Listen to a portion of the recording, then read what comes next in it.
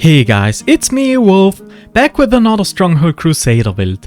In the last episode we built the quarry together with the ox tether, and I gotta say, our small settlement is slowly turning into a slightly bigger settlement. A slightly bigger settlement means slightly more inhabitants, and not every one of them is an honorable and diligent worker.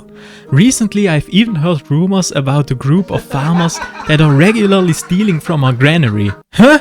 We can't let that slide. My suggestion was to hang them all, but my advisor said, my liege, that's a horribly harsh punishment. So how do we keep the peasants in check? I have an idea, and we can even kill two birds with one stone. How about we get these ne'er-do-wells a spear from the Armory and send them to the barracks? I mean, our settlement could use some protection from bandits, other rulers and wild animals, so why not use the lazy peons as soldiers?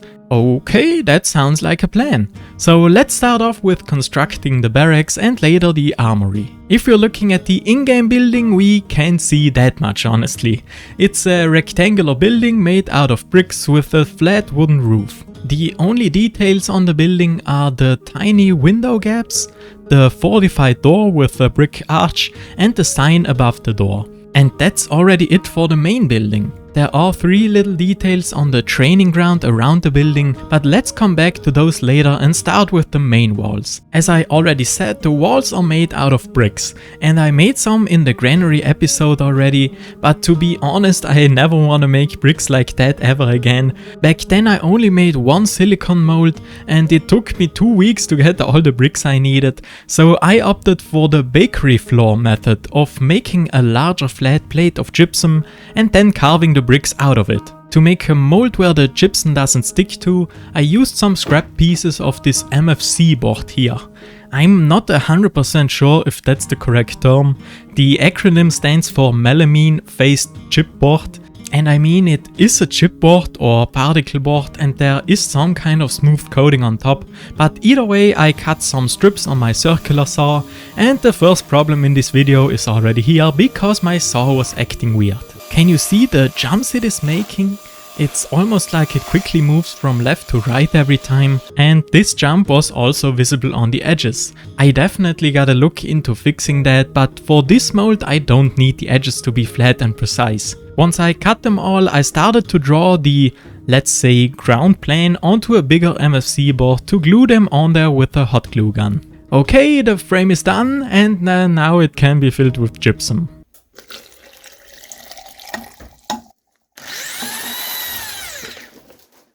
Motherfucker!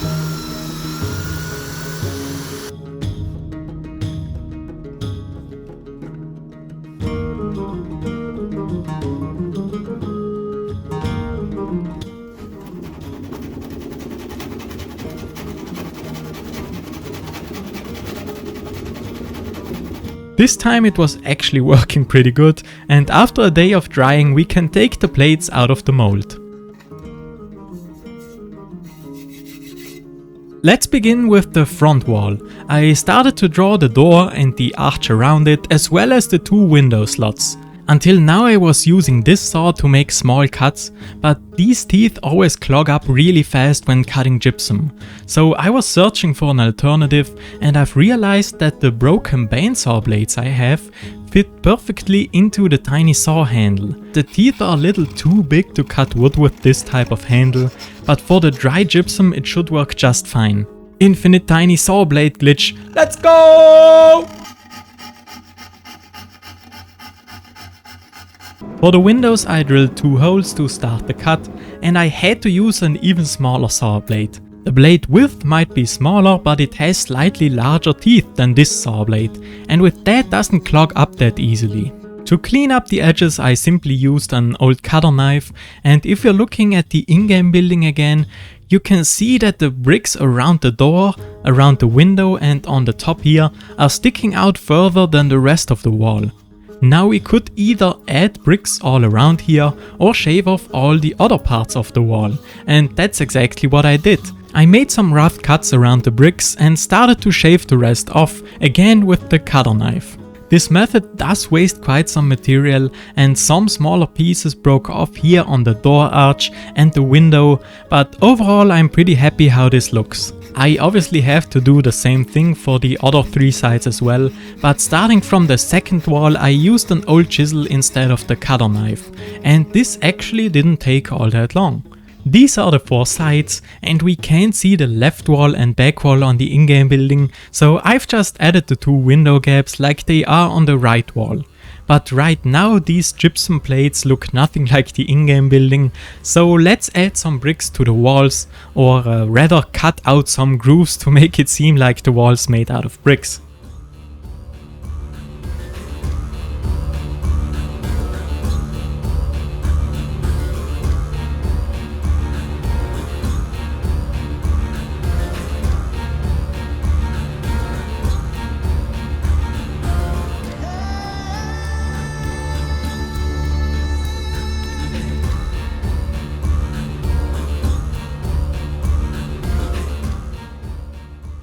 I made the grooves a bit irregular here and there to make it look more realistic, because the bricks of the in-game building almost look a bit too perfect for my taste. Now we are ready to connect the 4 sides, and I already did this once on the marketplace. There I drilled some holes and connected the sides with wooden dowels. It already didn't work all that well on the thick marketplace walls, and here the walls are 3 times as thin. I could have maybe built a wooden frame and glued the sides on there, but I wanted to give the dowel technique another chance. I'm using meat skewers that are 3mm in diameter, and because I was sure that the walls would break when drilling the holes with the drill press or the power drill, I used the good old hand drill. Then I cut 3 short skewers and made them pointy to transfer the holes onto the other wall. Before gluing everything together though, I had to do a couple of things. I made a groove in the top because I had initially planned to slide the wooden planks for the roof inside here, but later on I decided that I wanted the roof to be removable again to look inside the building. I also carved out this space at the bottom here for the floor, and most importantly I wanted to attach the door to the front wall because it would be really annoying to make it when the 4 sides are already connected. This door is not a simple door. It's thick and fortified and equipped with a lock so that not every mere peasant can enter whenever they want. So to make a durable door, I laid some thicker slices of wood horizontally and glued thinner planks on there vertically. Then did the same thing on the other side, and now we have a very robust piece of wood with alternating grain directions. Right now I also gotta mention that my version turned out a little different from the in-game building because I didn't look at it correctly. I don't know why I keep doing that, but sometimes I look at the building and try to remember what the details are, but once I'm in the building flow I forget to check the image again and just go by feel. Well, it is what it is. On the in-game building there seem to be 2 hinges on each side of the door and 2 round rings as handles. That makes me believe that it's a vertical split door that opens in the middle. Locking the door by putting a lock around the 2 rings would work just fine, but as I said, I made things a little different. First I cut the door in half and then transferred the door shape onto it. I did it in this order to not lose the blade thickness in the center by cutting the outside shape first. After cutting the doors out on my bandsaw, there was a gap right here. How? But I simply put them the wrong way around, and now there's still a gap, but it's not that large. Instead of 4 hinges I made 2 giant ones by cutting these 2 shapes out of the thin sheet metal I'm always using and winding these strips around the thick wire. I did that for both parts and then hammered the top of the wire flat and bent it over, a bit of juice of the gods, and cut the rest off.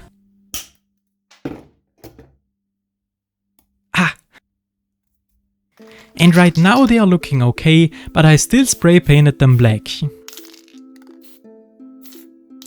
While the hinges are drying we can start to make the locking mechanism, and as I already said I didn't make the rings, I for some reason wanted to make one of these. I started to heat up a wire with the blowtorch and hammered it flat, then I drilled 2 holes in there and used the Dremel to cut out a slot. In the vise I bent it 90 degrees and bent it again, straightened it out, and now we have a little locking pin. It turned out a little too big in my opinion. Like this it would have been enough, but it still looks okay. Then I made a little part where the pin can slide through and be locked down here. I glued it onto the right side of the door and added the second part on the left side of the door. To really secure it and make it look more realistic, I drilled 1.5mm holes through the metal and glued some nails inside. And because the door has these rows of metal bolts, I also hammered some nails into the door.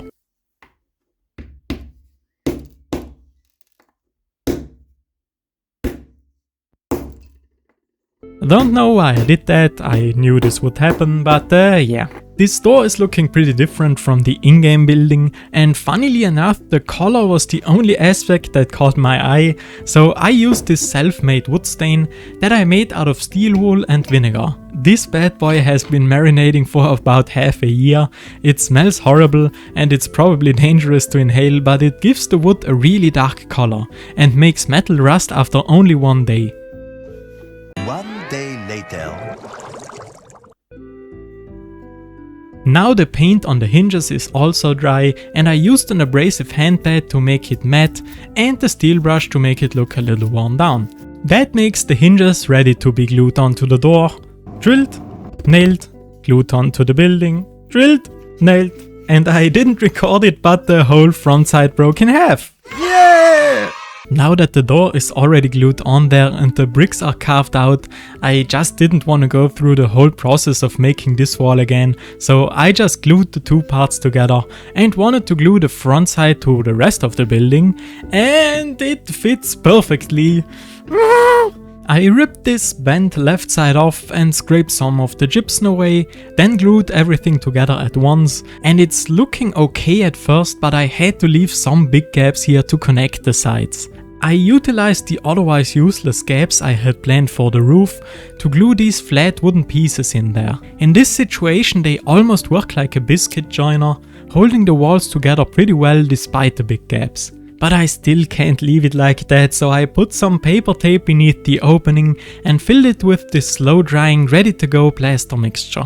While I was doing this, I thought that next time I'm building something like this out of gypsum, I could attempt to make one mold for the entire building and not 4 separate ones for the sides that then maybe don't fit together.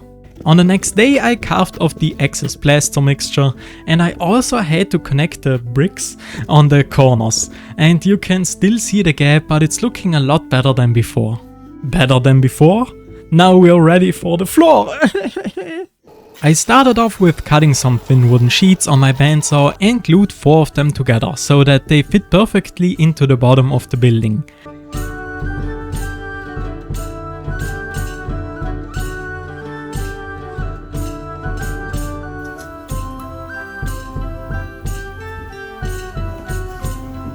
Like this it's looking way too new, even though it is inside the building, and I didn't mention the obligatory burning the wood with the blowtorch and scrubbing it to make it look old again method yet.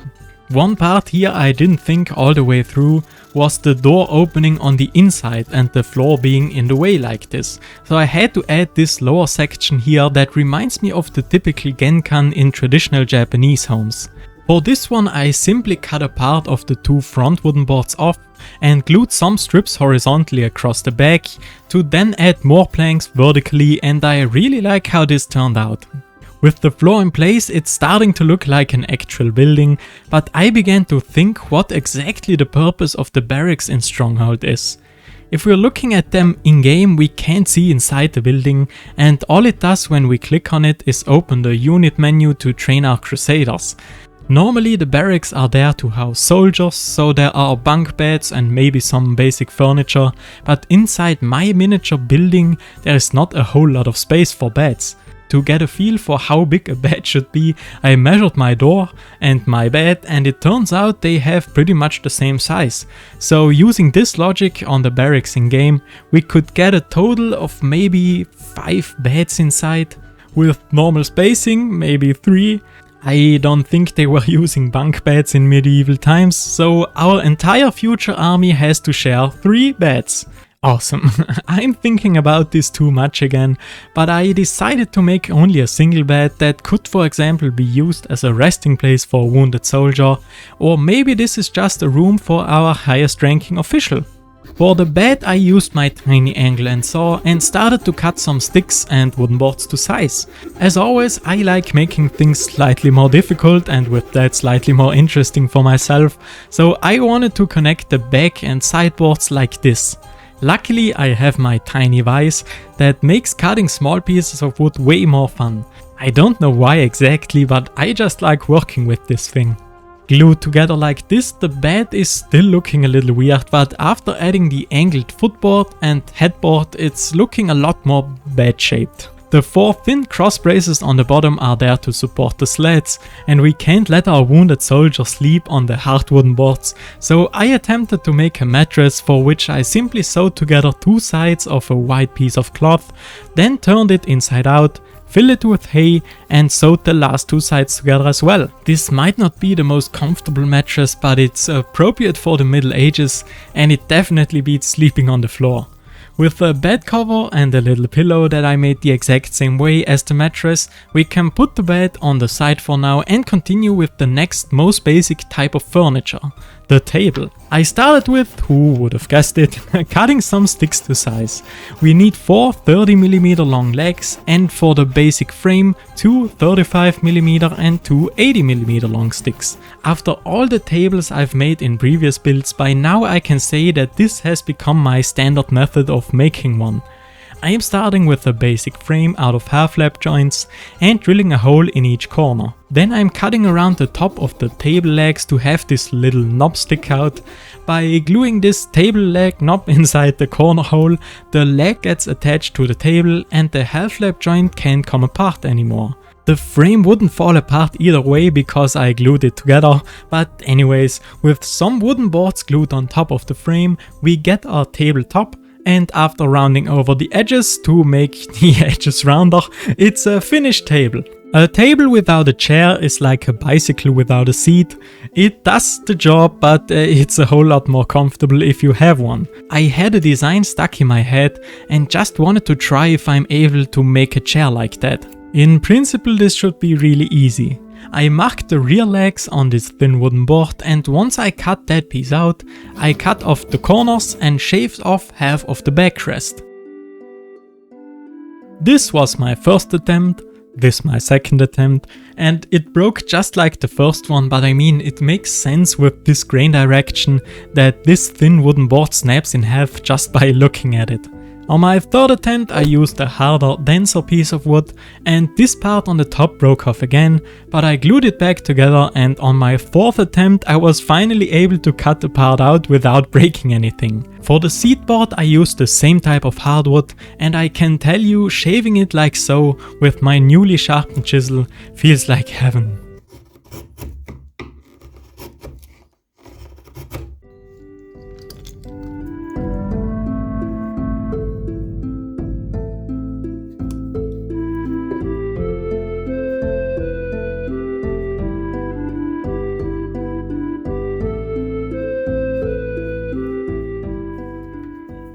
To compare how much of a difference rounding over the edges makes, I just did it on one chair first, and apart from the legs on the right chair not being straight, I think the left one with the rounded edges just has this little something that makes it look better.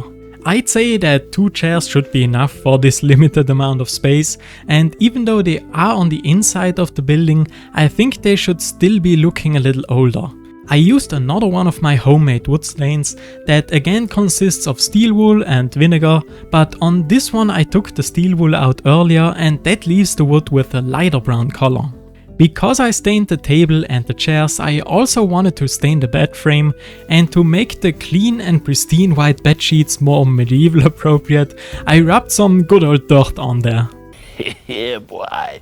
Okay, these were the most basic furniture items, but there's one more thing I wanted to make, and let's see if you can guess what it's supposed to be just from looking at the footage.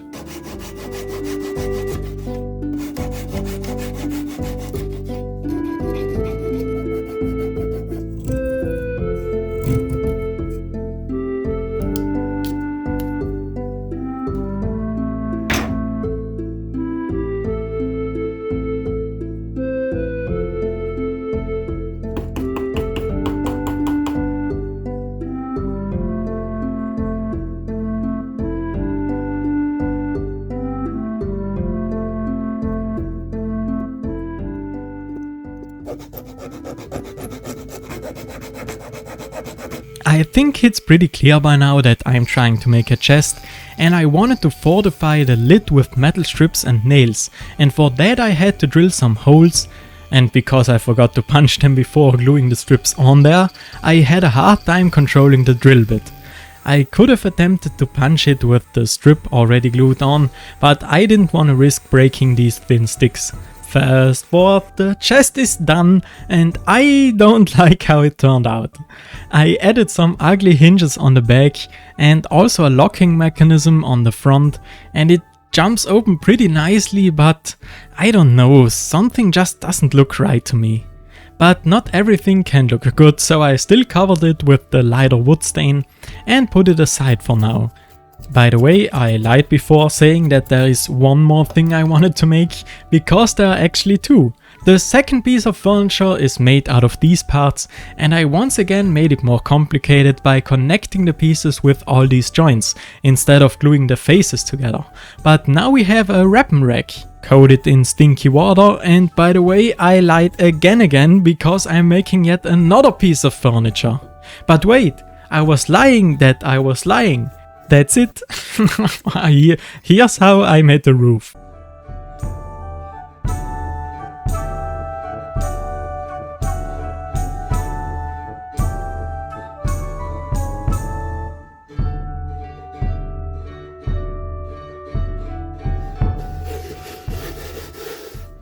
I had to round over the edges to pull it out more easily, and now that the roof is done, I can start to add the merlons around the border. I hope that's the correct term, I'm not really sure. Here's a little sneak peek at the armory though. Oh, something you've never seen before.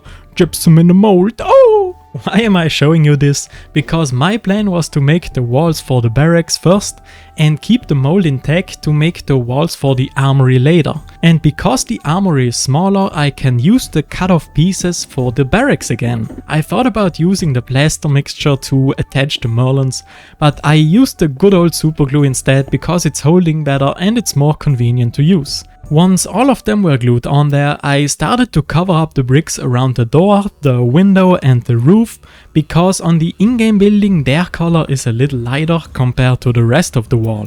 I wanted to use the same technique I used for the bakery floor, sprinkling the powder I got from the chisel sharpening video on there and rubbing it in, but this time the gypsum isn't wet anymore, and like that it won't create the same effect. I tried to spray some water on the bricks first and sprinkling some powder on top, but that didn't quite work. The gypsum is just absorbing the water way too quickly. What ended up working for me though is to mix the powder with the water first and then brushing it all over the building.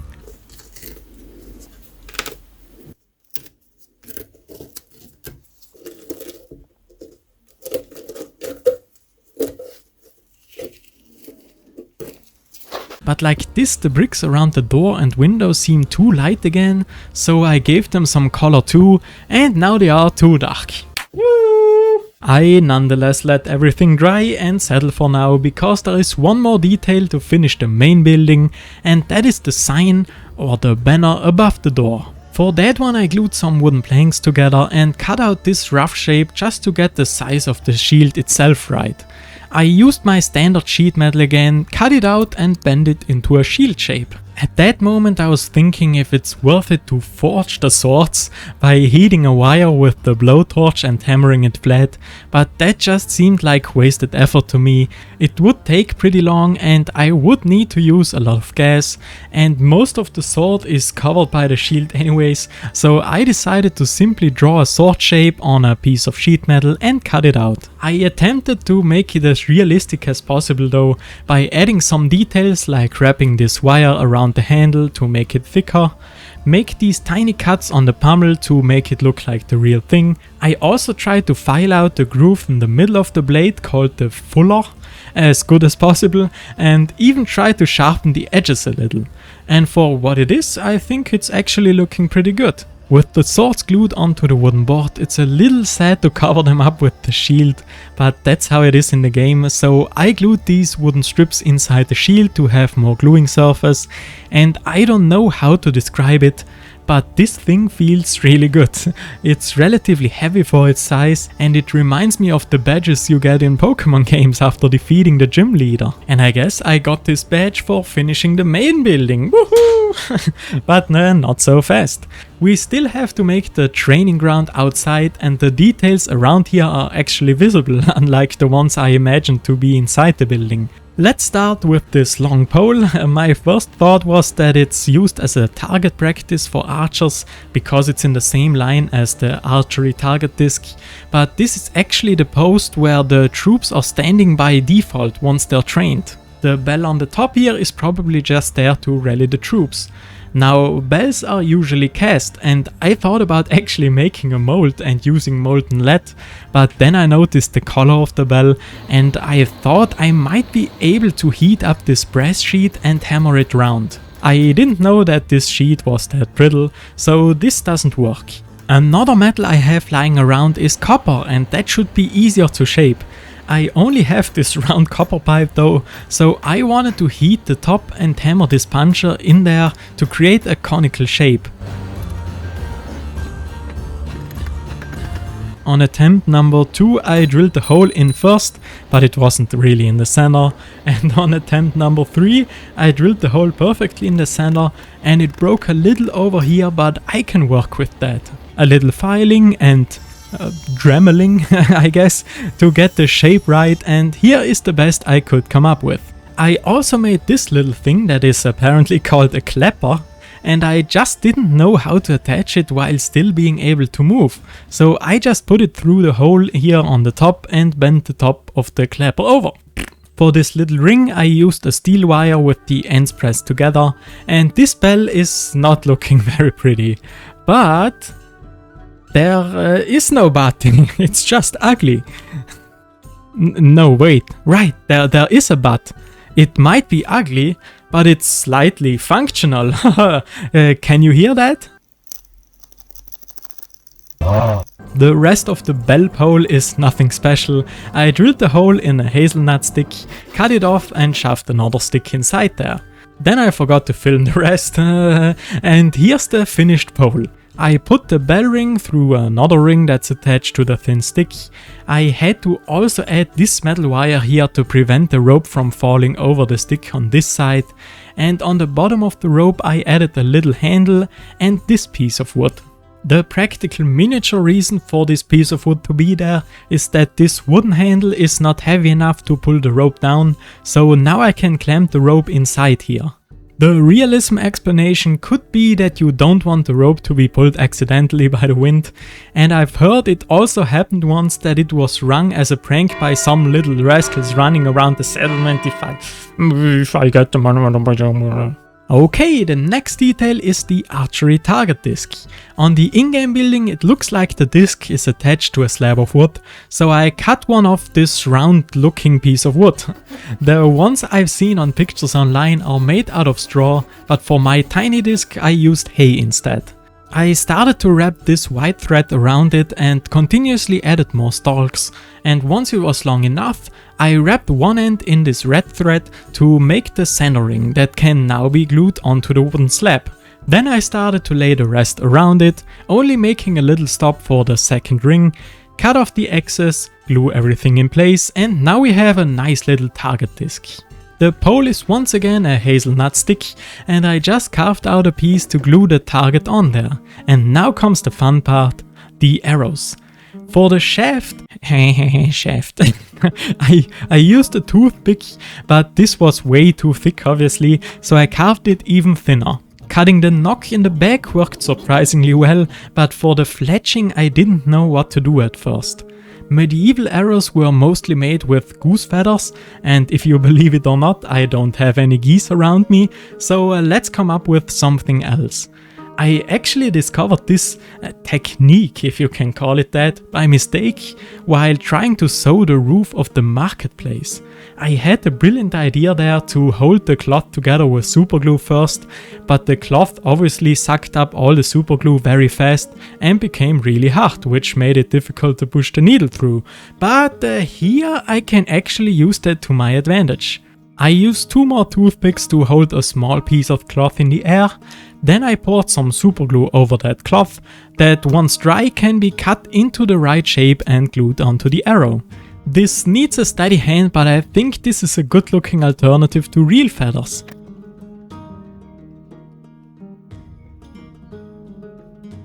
The only thing left was to glue the arrows inside the target disc, and now we can hop over to the final detail, this thing. I had to look up what it is called and I'm still not 100% sure, but I'm thinking it's called a quintain. On images online it mostly shows knights on horseback training with this device. It has a shield as target and a bag as counterweight and rotates once the knight hits it. This one right here has no shield to hit, so is the bag the counterweight and this steel ball on a chain the target, or maybe vice versa? Also, there isn't nearly enough space here to ride around with a horse, so I'm thinking it's just a training dummy for foot soldiers. That doesn't rotate, because hitting the steel ball doesn't seem good for the weapon, and hitting the bag and getting hit with the steel ball also doesn't sound really nice. I'm thinking about this way too much again, so let's just make it. I started with putting a stick inside another stick and hammered a nail through here to hold it in place. Like this it can already be burned, and by wrapping a bit of this jute twine around here, it makes the impression that the pole itself can be hit with a weapon as well. I also put some battle scars into the pole, and for the steel ball I used this thing right here. I'm not sure where I got it from. It might be a part of a toy that was really popular when I was growing up called Geomag, but either way I made it matte with this abrasive handpad and then tried to drill a hole in the top. Which sounds easy, but it wasn't easy at all. I knew that I couldn't drill into it right away, so I filed it flat just a little bit on the top and wanted to punch a hole in there, but the ball was tougher than the punch. Then I thought maybe I can drill into it already, but the drill was just dancing around the surface. Does making it a little more flat help? Nope. Maybe I should start the hole with a smaller 1mm drill? To make it stay in the center, I had to cut a cross in there with my angle grinder, and now...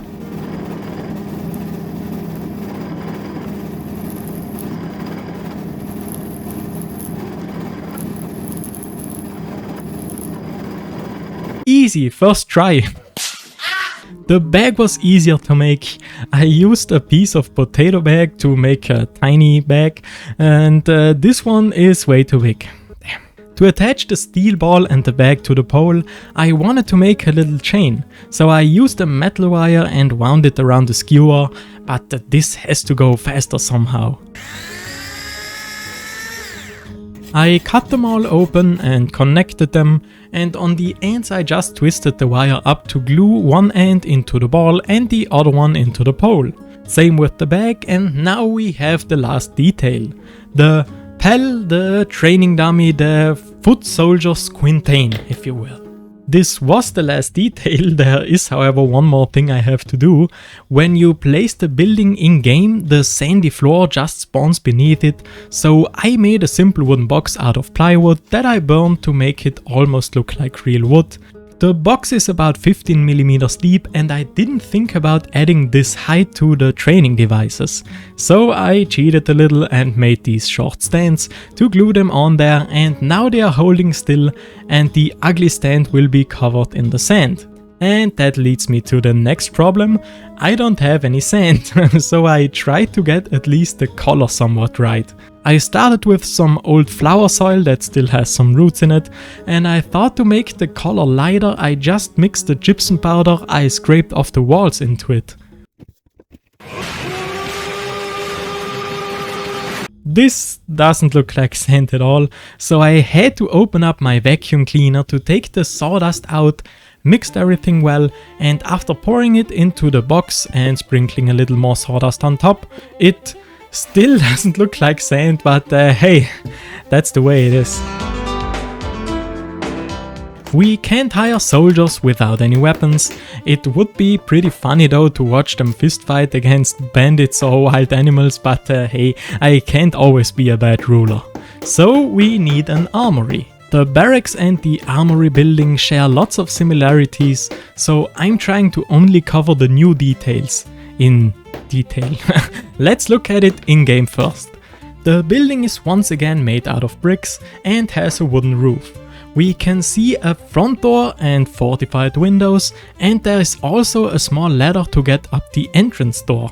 I gotta say, I don't know exactly what the reason behind this is, but unlike the barracks we can actually see inside the armory, and yes, it seems that the floor is just elevated like this to, I don't know, to prevent the weapons from rusting by keeping them further away from the ground. Or maybe there's more storage space beneath, but anyways, right now the armory is empty, but if we get our hands on some weapons, they appear in the armory. While playing the game, I actually never paid that much attention to that, but each weapon and armor has their own sprite and special weapon or armor rack. But right now weapons are sadly out of our budget, and we gotta begin with the bare building.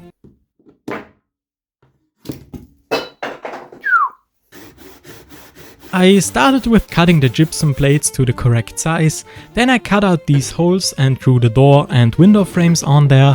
I could have added 2 windows on the backside as well, but I decided to leave it blank. I shaved off the rest of the walls and carved big bricks into the walls and smaller bricks into the door and window frames, and that's how the 4 sides turned out.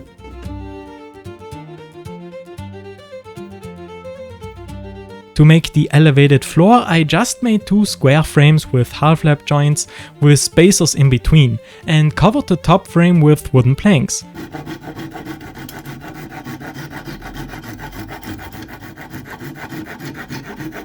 For the fortified door, I once again didn't look too much at the in-game building and just freestyled it. It's pretty similar to the barracks, so I used 3 alternating layers of wood again, but instead of the row of nails I used this thin metal strips with nails as fortification. I made 2 big metal hinges again and first glued them and then nailed them onto the backside. I also made the same locking pin again, this time with better proportions, and decided to only make a single door that is locked by shoving the pin into the wall here. If you're looking at the windows in game, it seems like there's a wooden structure behind them. They're just looking like mini doors to me, so I guess they are wooden shutters that open towards the inside. Why have windows in the armory in the first place? I am guessing, just like the elevated floor, we have windows for good ventilation to keep the blades from rusting and the wood from rotting. So I made 4 of them, only out of 2 layers of wood this time, and 4 shutters also need 4 tiny hinges. And because gluing the metal hinges to the gypsum walls wouldn't hold good enough, I decided to glue wooden boards over the hinges later on. I did the same for the door, and now we can close the door and lock it, and obviously also open it again. The shutters are a little flimsy, but they can also be opened and closed. Now that I'm seeing the footage, it would make sense to have another one of those locking pins on the inside for every window, but let's just say our weapons are too big to pass through the metal bars outside, so nobody can steal them out the window. I also added 2 corner poles here in the corners to make the walls more stable, and I did the same on the back side with these 2 wooden strips being here only as decoration. You might have noticed the line here on the wall. That was my rough line for the building height.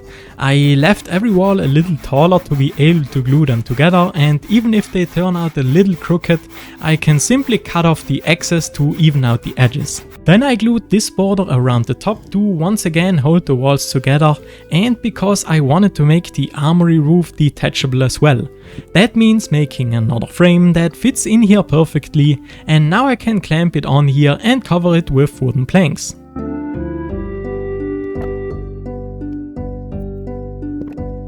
Wait, how did the roof on the in-game building look again?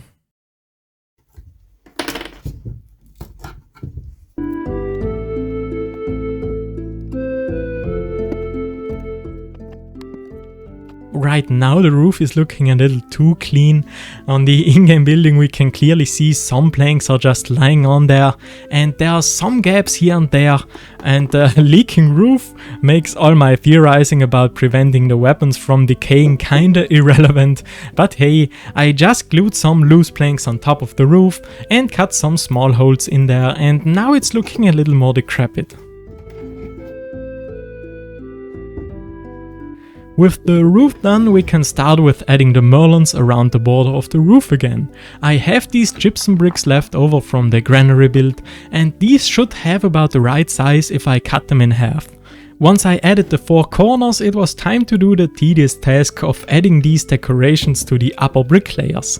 Maybe these cross cutouts are just there for decoration, or maybe they serve as drainage holes for the roof, or again ventilation holes for the inside. But either way, I drew the shape onto the outside of the brick and started to cut it out, and I am 83 years old and these are all the decorations. No, they actually didn't take that long to make. Maybe I should have been a little more careful because they're not looking perfect and some edges broke off, but breaking off these 2 parts was intentional to make it in-game accurate.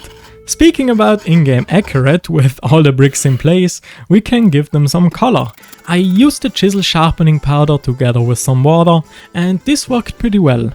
I gotta fix these borders a little, but oh, these bricks are looking so nice and clean. Too clean. Now it's time to glue the metal bars in place. On this side some of the bricks broke off while I was handling the building, and I tried to glue them on even though they are looking a little weird in these open spaces. On the other side all the bricks are intact though, and yep, this side is looking nicer. The ladder couldn't be easier to make, it's just a wooden board in between 2 poles, and with these corners cut out for the door frame I can glue the ladder flush to the wall. Now the armory is also almost done, the only thing missing are the 2 torches on the front wall, a small but relatively tricky detail. My plan was to make something like this, so I took some of my standard sheet metal and started by drawing 8 lines that go through the same center. Here I noticed something where, as a German, I thought, ooh, I better make all these lines larger or I might draw the outdated German flag.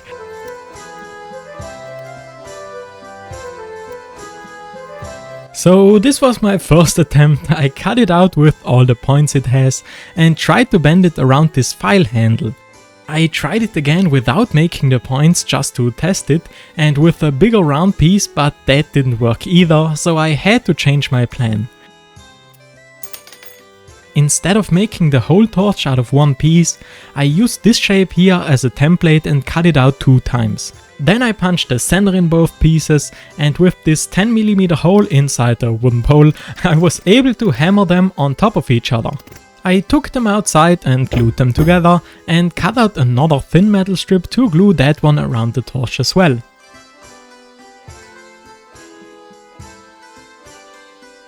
Now just cut off the excess. Oh right, this pair of pliers broke when making the spiky parts. Now just cut off the excess and cut through here as well. With that done, I drilled 1 hole through the strips and 1 hole through the bottoms. Now I can put a nail through the strips, cut it off and hammer it round to secure it, and put another nail through the bottom to attach the metal to the wooden handle. Now it kinda looks like a torch, and I obviously made 2 of them, spray painted them black and gave them a good old rub with the abrasive hand pad. To make the torch holder I was all out of creativity, so I simply wrapped a piece of wire around these pliers and I put this wire through another small piece of sheet metal and glued it onto the back. By adding these 2 holes and gluing 2 nails inside, it makes it look like the metal part is actually bolted to the wall. And is anybody still here? I know this video got very long again, but there's only one little detail left. To make the torches actually work, I needed something flammable. I made my own little, highly professional, melting station out of a candle between 2 bricks and a metal jar lid. I used a mixture of beeswax, resin and some pig's fat. While melting this, I took a pipe wrench to hold the lid because I have melted and then spilled something way too many times, especially with this janky setup.